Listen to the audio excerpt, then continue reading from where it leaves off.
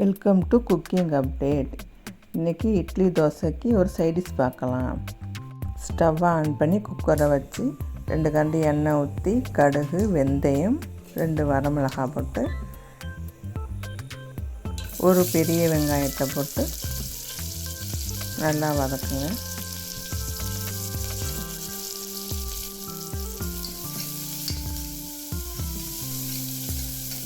ரெண்டு தக்காளி, 2 பச்சை மிளகாய் போட்டு அதை கொஞ்சம் நேரம் வதக்குங்க.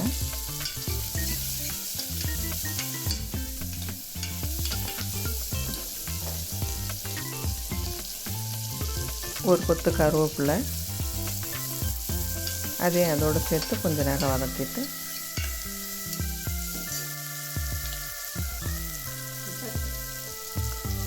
கால் டீஸ்பூன் மஞ்சள்தூள், 1 டீஸ்பூன் மிளகாய்த்தூள், 1 டீஸ்பூன் ஜீரகத்தூள், 1 டீஸ்பூன் மல்லித்தூள். இல்லாட்டி உங்கள்கிட்ட சாம்பார் மசாலா இருந்தால் சாம்பார் மசாலா போட்டுக்கோங்க. இதை கொஞ்சம் நேரம் வதக்கிட்டு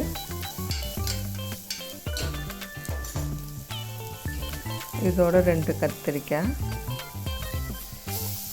2 கேரட்டு, 2 உருளைக்கிழங்கு அதோடு சேர்த்து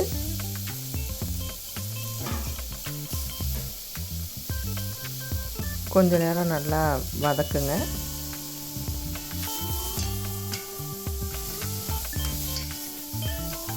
கொஞ்ச நேரம் நல்லா வதக்கிட்டு அந்த காக்கரை முங்குற அளவுக்கு தண்ணி ஊற்றுங்க.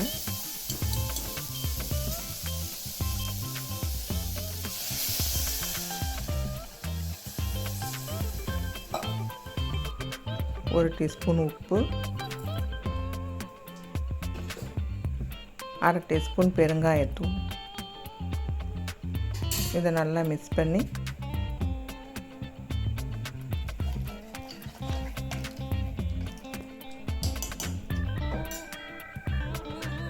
குக்கரை மூடி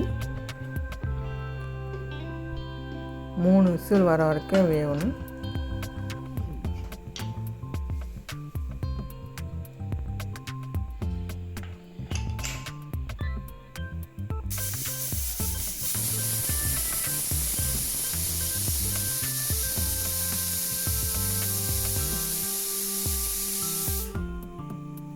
இப்போ 3 விசில் விட்டு வெந்துடுச்சு.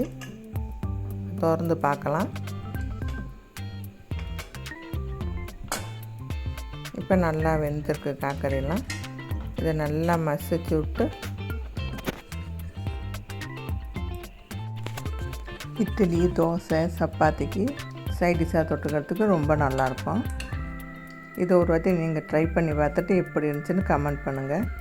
இந்த வீடியோ பிடிச்சிருந்தால் லைக் பண்ணுங்கள், ஷேர் பண்ணுங்கள், சப்ஸ்கிரைப் பண்ணுங்கள். தேங்க்ஸ் ஃபார் வாட்சிங்.